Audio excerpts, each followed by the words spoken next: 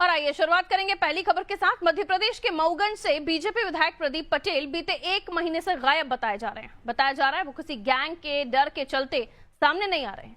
इस मामले ने अब मध्य प्रदेश की राजनीति में हलचल मचा दी है। विपक्ष ने सरकार और कानून व्यवस्था पर गंभीर सवाल खड़े किए हैं। कांग्रेस के वरिष्ठ नेता और पूर्व मंत्री पीसी शर्मा ने निशाना साधते हुए कहा है कि पहले लाडली बहनें गायब हो रही थी, अब बीजेपी का विधायक ही गायब हो गया। उन्होंने कहा यह अपने आप में अनोखा और शर्मनाक मामला है। वहीं इस पूरे मामले पर डिप्टी सीएम और विंध्य क्षेत्र के दिग्गज नेता राजेंद्र शुक्ल का भी बयान सामने आया है।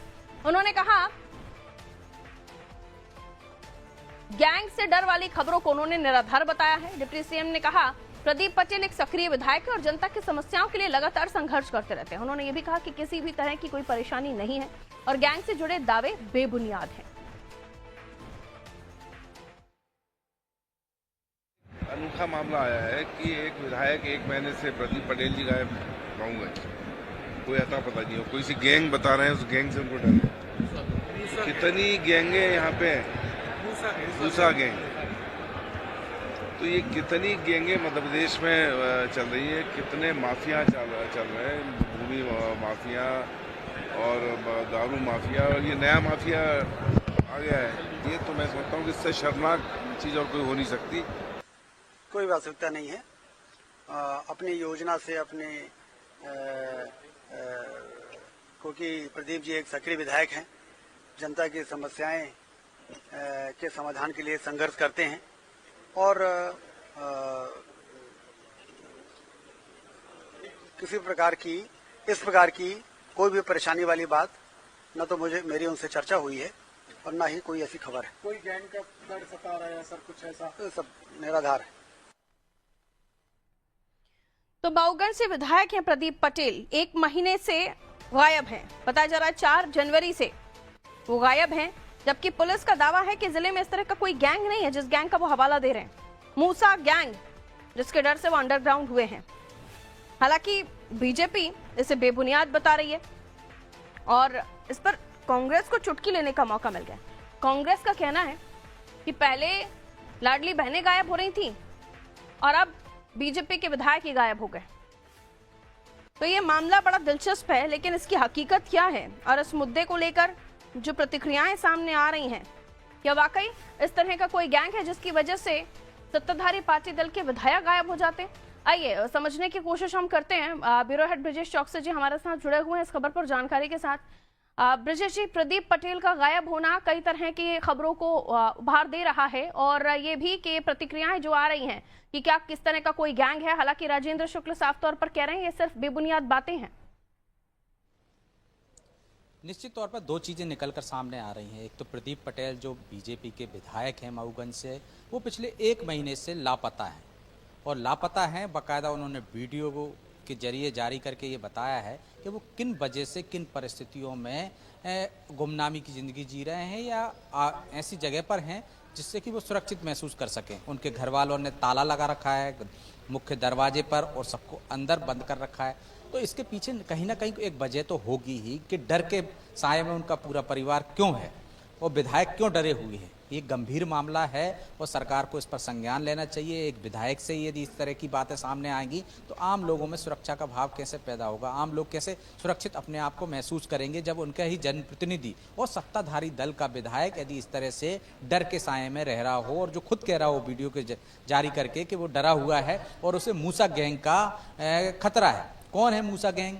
और इस तरफ हम देख रहे हैं कि जो एसपी हैं वो कह रहे हैं कि इस तरह का कोई गैंग सक्रिय नहीं है। लेकिन एक और थ्योरी आ रही है कि जो थाना प्रभारी हैं मऊगंज के, वो खुद रोजनामचे में एंट्री करते हैं कि उनको भी मूसा गैंग से खतरा है और बाकायदा वो बताते हैं कि मूसा गैंग किस तरह से काम कर रहा है। तो आप देखिए कि थाना प्रभारी रोजनामचे में एंट्री कर रहा है और एक विधायक डर के मारे घर में छिपा हुआ है, तो निश्चित तौर पर गंभीर मामला है। जनार्दन मिश्रा जो सांसद हैं वो कह रहे हैं कि वो अवकाश पर हैं और अवकाश लेने का सबको अधिकार है। दूसरी तरफ हम अभी सुन रहे थे कि राजेंद्र शुक्ल कह रहे हैं डिप्टी सीएम है कि इस तरह की कोई बात नहीं है, ये बेबुनियादी बातें हैं कि वो डरे हुए हैं, लापता हैं, ऐसा कुछ भी नहीं है, कोई खतरा नहीं है, कोई मूसा गैंग नहीं है। तो बहुत सारी थ्योरी आ रही हैं और सरकार को स्पष्ट करना चाहिए यदि कोई गैंग है तो उस पर कार्रवाई होनी चाहिए और एक तरह से संदेश देना चाहिए कि विधायक सुरक्षित हैं। विधायक को सामने लाकर रखना चाहिए। यदि पार्टी को यदि ऐसा लगता है कि उनका विधायक डरा हुआ है तो विधायक को सामने लेकर आए। सरकार की कोशिश करनी चाहिए कि विधायक को सामने लाएं और स्पष्ट कराएं कि क्या परिस्थितियां हैं, क्यों इस तरह की बातें सामने आ रही हैं, जिससे लोगों में जो आशंका है, जो डर है, वो कहीं ना कहीं दूर होना चाहिए। क्योंकि एक पब्लिक में यदि ऐसा मैसेज जाता है कि कोई विधायक असुरक्षित है तो ये सरकार पर सवालिया निशान है, सुरक्षा व्यवस्था पर, पुलिस पर सवालिया निशान है कि उनके विधायक सत्ताधारी दल के ही जब सुरक्षित नहीं है तो जनता कैसे सुरक्षित होगी। दो चीजें निकलकर सामने आ रही हैं कि मूसा गैंग ऐसा क्यों कर रहा है, मूसा गैंग है या नहीं है। तो जो विधायक जी कह रहे हैं, जो टीआई की जो बातें आ रही हैं सामने रोजनामचे में लिखी हैं, उससे स्पष्ट होता है कोई इस तरह का गैंग है जो वहाँ पे अपनी दादागिरी करता है, जो अवैध तस्करी से लिप्त है, तो उसको चिन्हित करना चाहिए, उस पर कार्रवाई करना चाहिए। क्या वो सरकार से बड़ा हो गया है? ये सरकार पर सवालिया निशान लगता है एक तरह से। और एसपी का काम है उनको कहना है कोई गिरोह नहीं है, तो फिर इस तरह की बातें कैसे सामने आ रही हैं? टीआई क्यों वहां रोजनामचे में लिख रहा है? या तो उस टीआई पर कार्रवाई होनी चाहिए और स्पष्ट करना चाहिए कि जिससे कि जो भ्रम की स्थिति है या जो कांग्रेस सियासत कर रही है उस पर रोक लगाई जा सके।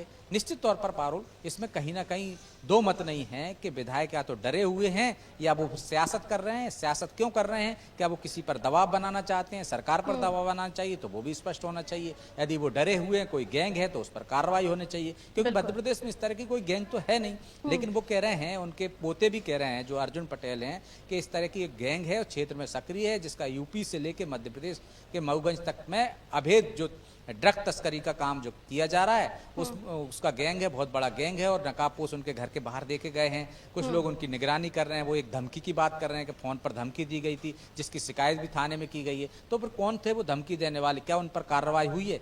और घर के बाहर कौन नकाबपोश घूम रहे हैं? यदि उसके वीडियो फुटेज हैं, सीसीटीवी कैमरे में यदि वो कैद हुए हैं, तो वो पुलिस को देना चाहिए। निश्चित तौर पर इसकी पूरी तस्वीर साफ होनी चाहिए, ताकि जिस तरह की भ्रम की बातें फैलाई जा रही हैं या वाकई में इस तरह डर है तो वो दूर होना चाहिए। इससे सरकार का एक तरह से सरकार पर और पुलिस पर भी सवालिया निशान लगता है। सवाल खड़े होते हैं। बहुत शुक्रिया ब्रजेश जी जानकारी के लिए।